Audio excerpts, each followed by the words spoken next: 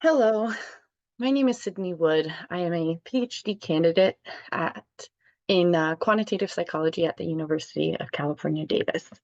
Today I'll be presenting a chapter of my dissertation called Reinforcing Students' Learning Through Metacognitive Feedback, a Causal Modeling Approach.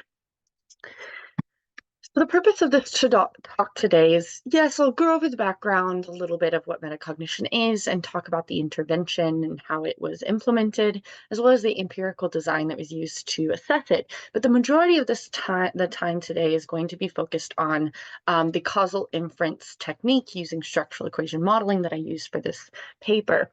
And I really want to use this time almost as like a short primer on the uses of longitudinal structural equation modeling in SoTL research in order to allow us to make causal inferences when we have data that isn't produced using pure experimental format.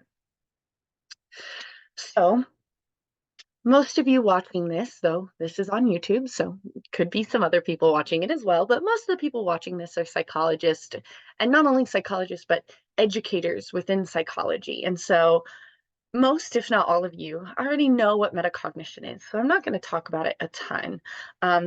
Suffice to say, metacognition is our thinking about thinking. And in this talk, I'm really focusing on metacognition as the mechanism that allows students to engage with feedback and use that feedback to learn from their past mistakes. And so just a little bit of context about this class. So I teach a lower division research methods class that's really focused on evaluating research rather than creating research. And so in our class, students take 5-unit exams where they assess a research summary based off of a real research article along the 4 validities. And so each exam, they are asked questions that prompt them to evaluate the research. So they're asked, describe the operational definition of the outcome variable. Please evaluate the construct validity along the method match, the procedural validity, and the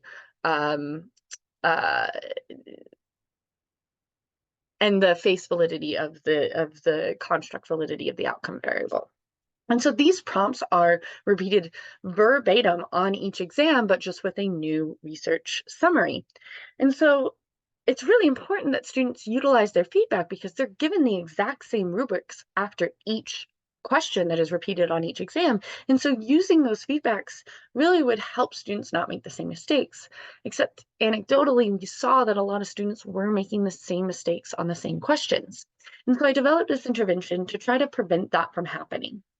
And so this intervention combines exam wrappers. So this idea of once an exam has been taken, students engage in that exam in some way after the fact that forces them to really think about the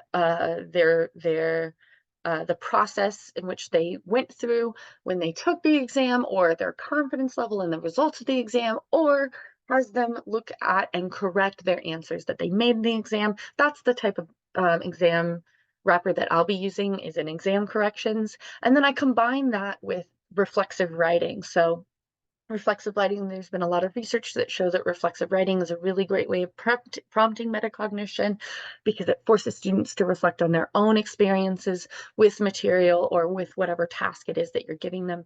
And so this exam corrections, students have the opportunity to correct exam questions that they received feedback on. And so students have to tell me what their original answer was. They have to report all of the feedback that they were given on that original answer. They have to correct that answer. And then after they do those things, they need to write about a page or half a page to a page explaining why or what they originally got wrong, why that answer was wrong, what they changed, why that new answer is correct, and how their understanding of the topic has changed as a result. And so a very basic intervention, but one based off of a lot of research that has shown that these techniques really work very well. And so we wanted to assess whether or not that intervention was working the way that we wanted it to. And because we have this really unique repeated measures design of the class, this allows us to use quasi-experimental interrupted time series with a comparison group. And what this means is that all students took unit 1, 2, and 3 exams as normal. We tell them that there's feedback, we tell them they should look at their feedback, but we don't really do anything like more than that to kind of incentivize them looking at it. That is until unit 3. So after they receive their feedback from unit 3, but before they take the unit 4 exam, they're given the opportunity to engage in the intervention just described. However, they're given the opportunity, is extra credit. I can't force the students to do it. And so this does have to be an opt-in design. So it is no random assignment, therefore it is quasi-experimental. And so that means that some students are not engaging in the intervention. However, because now I have 2 groups taking the unit 4 exams, students that took the intervention and students that did not take the intervention, and I have them again at unit 5, I now have 3 pre-intervention observations and 2 post-intervention observations. The final exam is optional and most students drop it. We have a drop 1 policy in the class, and it's also multiple choice, so it's not included in the analysis for this project. And so because we have this really sophisticated design for our course, we're able to get these pre-intervention time points and these post-intervention time points, it allows us to use causal inference where we wouldn't be able to otherwise because we don't have random assignment.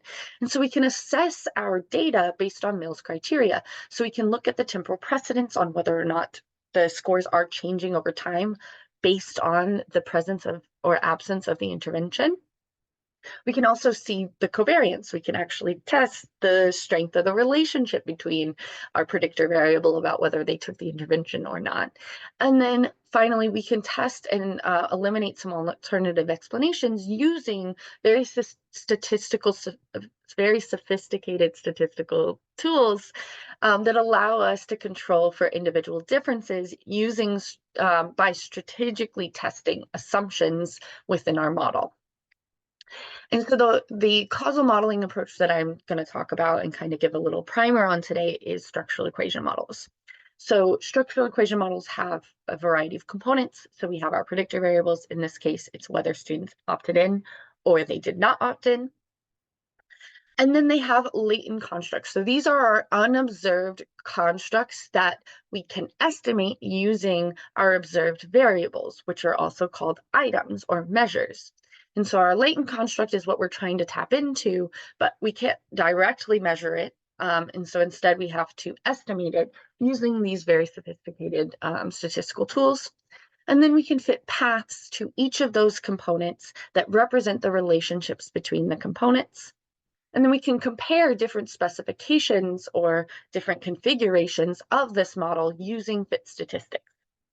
And this allows us to test the shared variance or covariance within our model. Because this is a longitudinal approach and we have multiple time points, we are able to establish temporal precedence. And then finally, what's unique about structural equation models that not many other models are able to do is we can compare alternative model specifications that allow us to eliminate some of those alternative explanations. And so we're going to use, we use a very specific type of structural equation model called a latent growth curve. And so this is what the diagram of pathways look like for a latent growth curve model, or LGC. And so we start with our observed variables, which is our performance, exam 1, 2, 3, 4, and 5. And so those are our items or our observed measures. And then we have our latent constructs, which in a path diagram, we have our intercept, which is the baseline performance of students at time 1. And then we have our slope, which represents our change over time.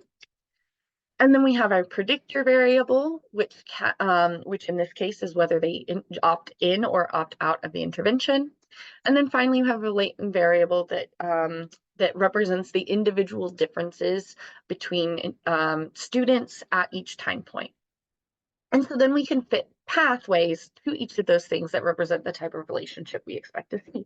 So we can see that what we're estimating is that we think that there is a combination of the intercept, the slope, which are impacted by which group they're in, that combine to predict the performance at exam 1 with some level of variance by individual. And that's essentially what this model is doing. And so each of these paths have estimates that are, or have coefficients that we're able to estimate using the data that we have. And so the ones that we are going to most focus on is our beta coefficients. And so these represent our growth over time, or we can think of them conceptually as these are what is what's representing the trajectories of growth for our students. We're also going to look at our intercepts, and so this represents the individual, the underlying differences between the groups. And so this is our intercept, which is represented by I. That is our mean at time 1, and our slope, which is the rate of change. We also have our error, which is our variability of individual scores at each time point. And then we have our variability. We have our variance of the intercept, our variance of our intercept, the variance of our slope, and then we have the covariance between the intercept and the slope. Combined, you can think of these as representing the variability of changes in growth over time. So you can think of these as like the variability of what those trajectories could look like. And so the way that SEM allows us to make these causal inferences is that we start with a model that is the most constrained, meaning that we assume that everything is the same, and then we can systematically free those assumptions in order to test whether that makes the model fit better. If a model fits better with free parameters, that suggests that those parameters, that the assumption that those parameters are the same is incorrect. And so some of the assumptions that we make kind of stay, we make these assumptions across all of the fits of the model. Specifically, our first assumption is that that error equally impacts all groups at each time point, that we would expect this variability between individuals to not be changing over time. That might not be true, but it is an assumption that we can test. We also assume that variability is the same across groups and time, and so that we're saying that time has the same effects for all individuals, or the variability of that time's effect is the same across all groups and across time. And so what we will be testing is differences between the underlying, we'll be testing underlying differences between groups, so that is represented through our slope and our intercept. And we will be testing the differences in the trajectories of growth over time. And so our first model is what we call our null model. This assumes that there is no growth over time and no group differences. So that means that we are going to estimate only one intercept, and we're going to set all of our beta coefficients to be 0 because we expect there to be no differences over time. And so when we fit this model, we see that our S coefficient drops away because there is no slope. And instead, we only have an intercept, and that intercept represents all individuals for all time periods. So it looks something like this. So this is our null model. This is what we're testing against. And so the first assumption that we need to free up is this idea that there is no growth. And so we can set our beta coefficients to be linear to test whether there is linear growth, or whether the assumption of linear growth is better than the assumption of no growth. And so we still have only one intercept and one slope because we're still assuming that there is no differences between groups. And if we take a look here at the test of model fit, we can see that our original model, model 0, had 33 degrees of freedom because it was very constrained. So it had a lot of degrees of freedom. Whereas because we are freeing up more parameters here to be estimated, our model 1 of linear growth with no differences has less degrees of freedom. And so what we're looking at is our change in explained information. So our change in chi-square, which tells us the amount of variance that the model is explaining. And we see that the change in chi-square is significantly different, which means that model 1 fits significantly better than model 0, which suggests that there is at least some growth, that the assumption of linear growth is better than the assumption of no growth. And so here's what our estimates look like. And so we can see our estimate, our intercept has gone down, but our slope now has increased. And so this is what our assumption looks like if there is there's linear growth, but no differences between groups.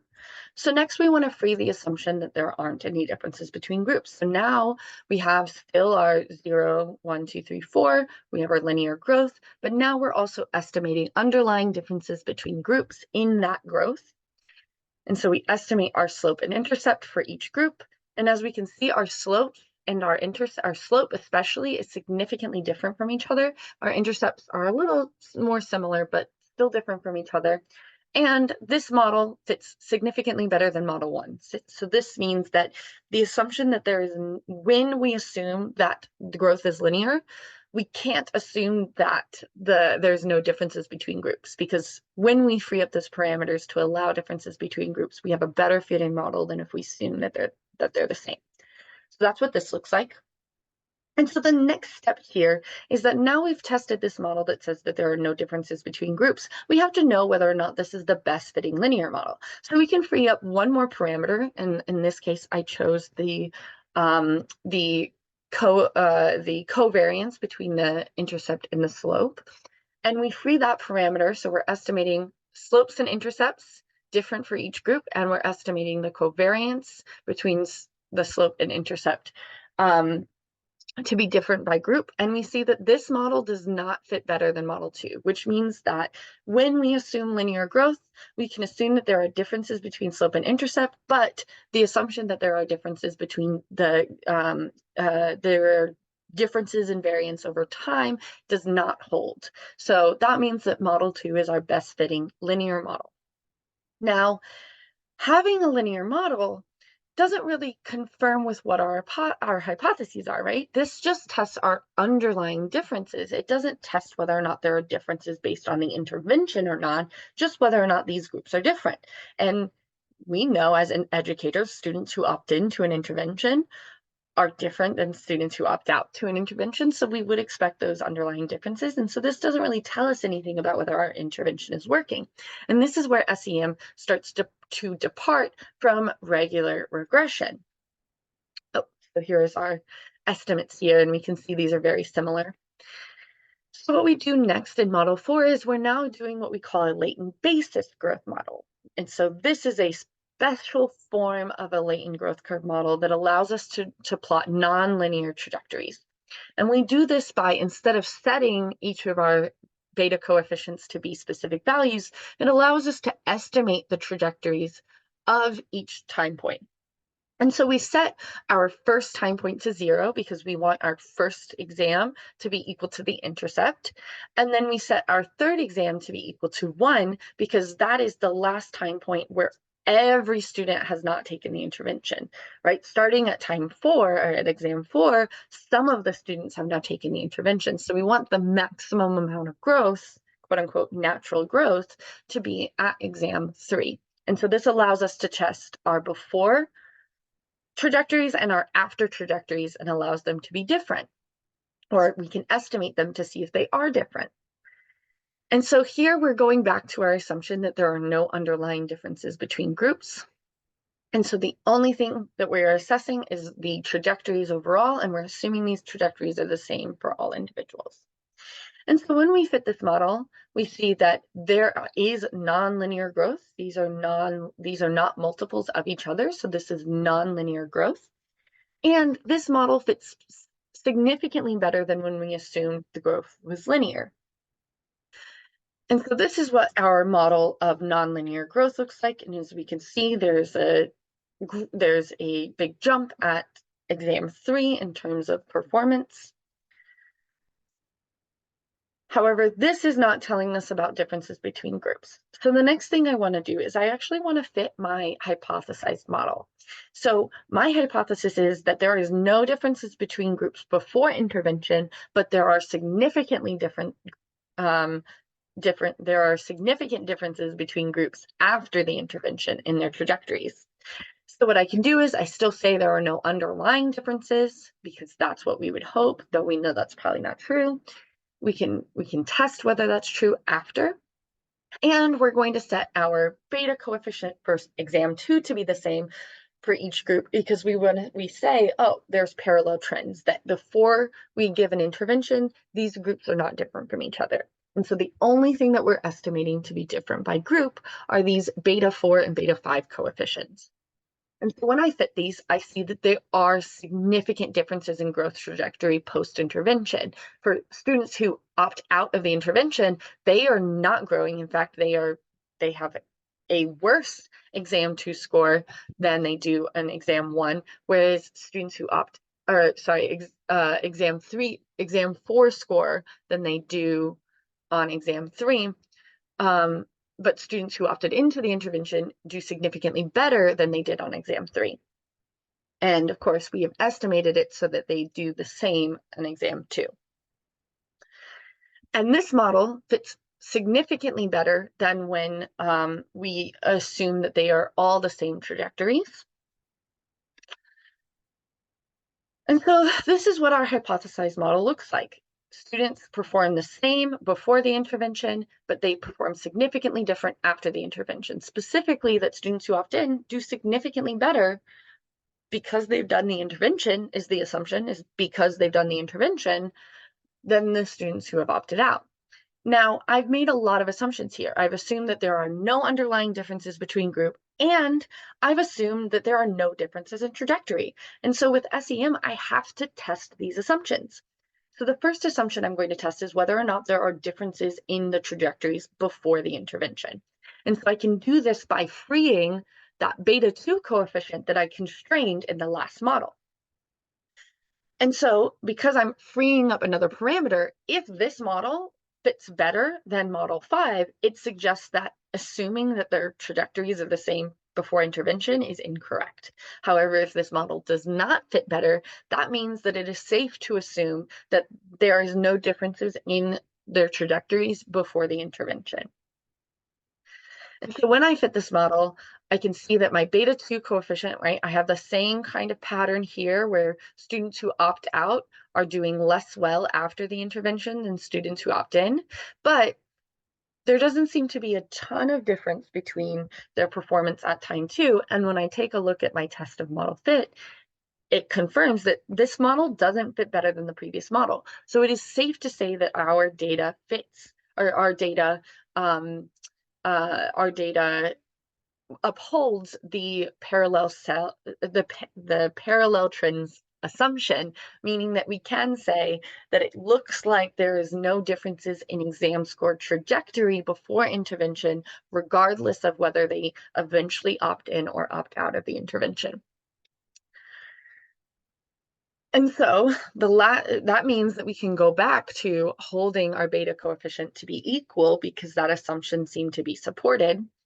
But I have this other assumption that I'm saying there are no underlying differences between groups. And so I can test whether that assumption is an accurate assumption by allowing there to be differences between groups that go beyond the effect of the intervention. Now, this is important because I'm still freeing up these parameters to be different between groups.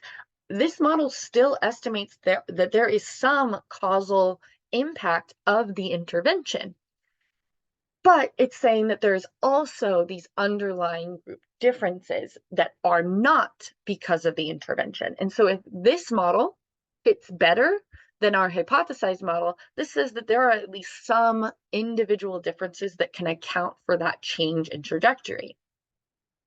And so what we can see here is that, yes, students who opt into the intervention have a much higher slope, but a lower intercept, but a much higher slope than students who opt out of the intervention, which suggests that students who opt into the intervention are already doing better than students who opt out. But we are still seeing these significant changes in our growth. But now, when we assume this, we see that students who have opted out are actually growing a lot post-intervention at the second post-intervention time point.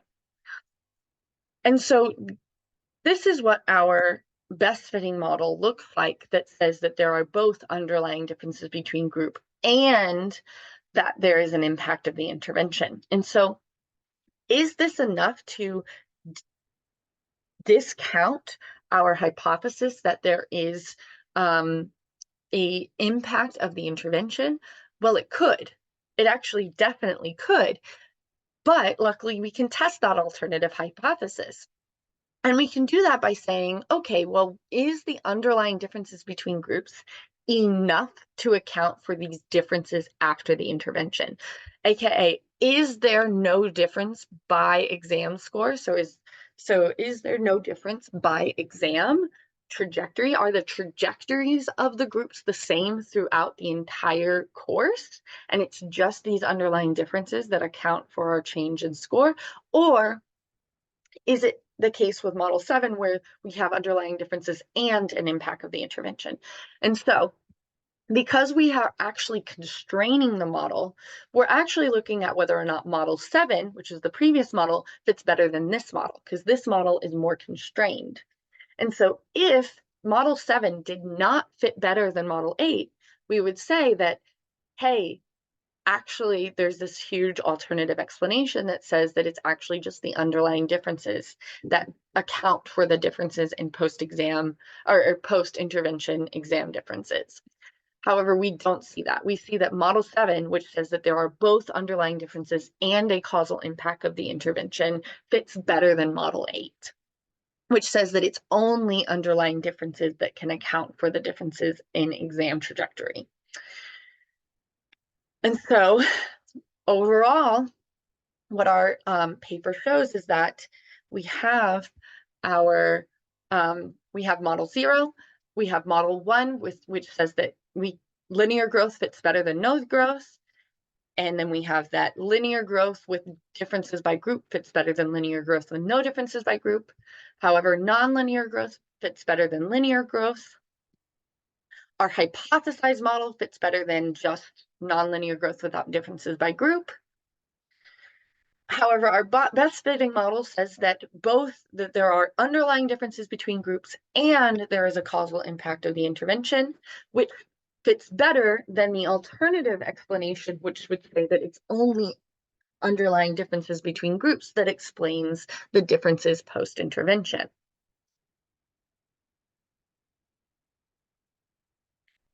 And so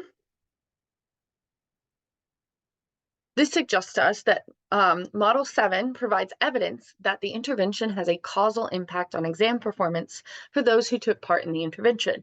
However, due to underlying differences between the students who opted into the intervention and those who did not, we cannot assume that the intervention would have the same or any impact on those students should they do the assignment. And so our takeaways for this project are that with intentional planning and design, both for your course, but also for your empirical data collection, when we pair that with sophisticated analyses, it allows us to make causal inferences under less than ideal data collection circumstances, aka when we can't do random assignment. And so in my resources, there are my contact information. So if you have data that utilizes longitudinal approach, or even if you have data that doesn't, if you are looking for a methodologist or someone who does statistics to talk about the best approach you should take in order to make the best inferences you can, I'm happy to chat. I'm happy to collaborate. And so please do not hesitate to reach out and contact me. And then the last thing I want to do and just thank my really wonderful, fantastic undergraduate research assistants who I've been working with for a couple of years now and who have really made this project possible. And I also want to thank my friends and colleagues at UC Davis who have talked with me through these complex statistical analyses, as well as consulting me on the coding for the project. Thank you.